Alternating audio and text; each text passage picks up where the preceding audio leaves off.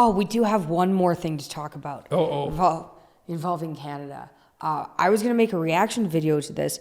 About a month ago or a month and a half ago, Trudeau came out under oath and said you were being funded by Russians. Yeah. And we haven't responded to that yet. So Right. I thought we should. Right. Well, those Russians, you know, the problem with Russians is they promise you the moon and then they never pay you. So I haven't got a cent or a ruble from the bloody Russians. And so anyways, let's take that apart. Okay, so the first thing we'll point out is that the reason Trudeau did that is because he isn't very bright. So the reason he might have got confused. He did get confused. So what happened was there was a bit of a scandal that emerged around, what was the name of the media company? Lauren Chen was running it, right? And Lauren apparently entered into an agreement with a relatively shady Russian agent, I think that's fair to say, who promised her a substantial amount of money to start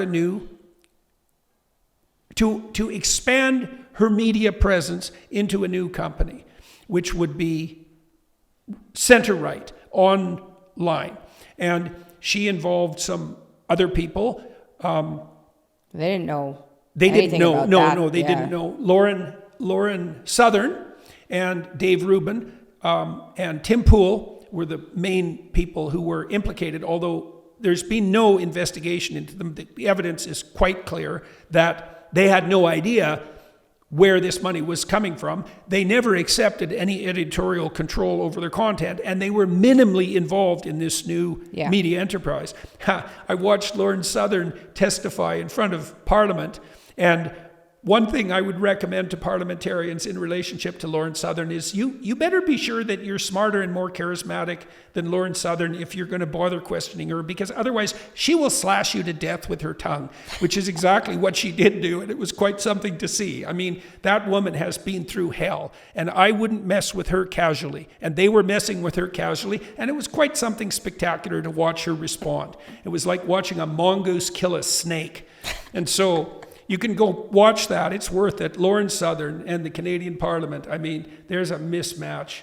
Yeah, definitely. It's like a jungle cat tearing apart a teddy bear. One of those creepy teddy bears that you see in horror movies that sort of slink along the floor. It's so ugly and horrible. One eye hanging down. Yeah, that's the one. It's like, Lauren, what are you doing with the Russians? You're an idiot, and you're incompetent, and you're part of what's wrong with this country. Yeah. She's quite the force of nature. Anyways, I think Trudeau got confused because that's his permanent state of being. And, you know, he's just the prime minister and the leader of a G7 country, and it was just a parliamentary committee, and so I have no legal recourse. And so he can basically say whatever he wants, and that is what he said. Me and Tucker Carlson, Russian agents, you know, so. We did contact lawyers about it. 'Cause we're like, can we sue? No, you can't sue. Not if he's under there's oath. nothing you can do. So apparently this happens quite often because they're under oath, so people trust it more because it's under oath. Yeah. And so what people say is, say it when you're not under oath. Yeah. As soon as you say it when you're not under oath, you're able to be sued. Yeah. So. Yeah, well, I think, you know, I think it was a with mistake, Trudeau, though. it's always narcissism, confusion with a leaven of malevolence, and I'm sure that was at work here. I know he's no friend of Tucker Carlson. Literally stupidity. Yes. Right-wing people like Tucker and Jordan Peterson. Yeah. Like, it could have been that much thought. Yeah. Yes. Which is terrifying. Yeah. Well, that's for sure. That's for sure. So I'm afraid the fortune in rubles that is supposed to be coming my way has failed to make itself manifest. And there isn't much else to be said about that except that it's exactly what you'd expect from him.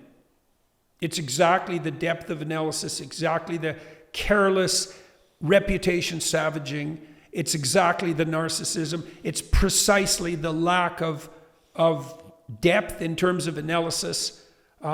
It's everything you'd expect from Mr.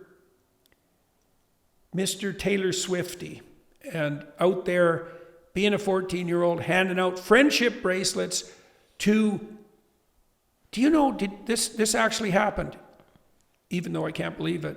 It's like Keir Starmer admitting that the whole immigration scheme in the UK was an experiment that was run by elites on the Brits, and they were all lied to. He just came out and literally said that yesterday. He literally said that. It's like, oh, that's not an AI fake. It's like, well, what sort of reality are we in? Apparently that one. And so Trudeau was handing out friendship bracelets to this girl who filmed it and put it on YouTube, and she trolled him. She put up a video showing that he was at the concert, and she wasn't very thrilled about that because she's 15 years old, and she knew enough to know that the leader of a G7 nation shouldn't be at a Taylor Swift contest with all these 15-year-old girls, or Taylor Swift concert with all these 15-year-old girls handing out friendship bracelets. And he came over to give her one. It's something like that. I may have the details wrong because I don't have the stomach to actually investigate this, and shared a friendship bracelet with her, and she was trolling him. And that's exactly right, is that we have a prime minister who has the media wisdom to be trolled by a 15-year-old at a Taylor Swift concert. It's like, it's no wonder that Canadians are now poorer than everybody who lives in Mississippi. Okay, so we're done bitching about that? Yeah, man, that was most of the point. We had a lot to say about Canada this episode. Yeah. Hopefully it'll turn around. It usually follows what America does. Like, I've seen that growing up. Yeah. Where it's like, fashion is cool in America. Then the year after, it's cool in Canada. Music is cool there. Then the year after, it's cool there. Wokeism's cool in America. And then Canada's like, no, we're the wokest. And now it's like, there's been such a comeback of conservatism. And it's not even that. It's so weird, to watch what's happened in the last month, because it's like the podcast host and guest world took over the United States. It's so remarkable. Crazy. I'm still not over it. It's just switched. I know. It was like, we've been walking around for like 6 or 7 years. It's longer than that. Oh my gosh, longer than that. 8 years? Being like, what's going on? Does anyone else see this? This is crazy. Does anyone else think this is crazy, or is it just me? And it turns out a lot of people think this is crazy, and just like, whomp, reality switched.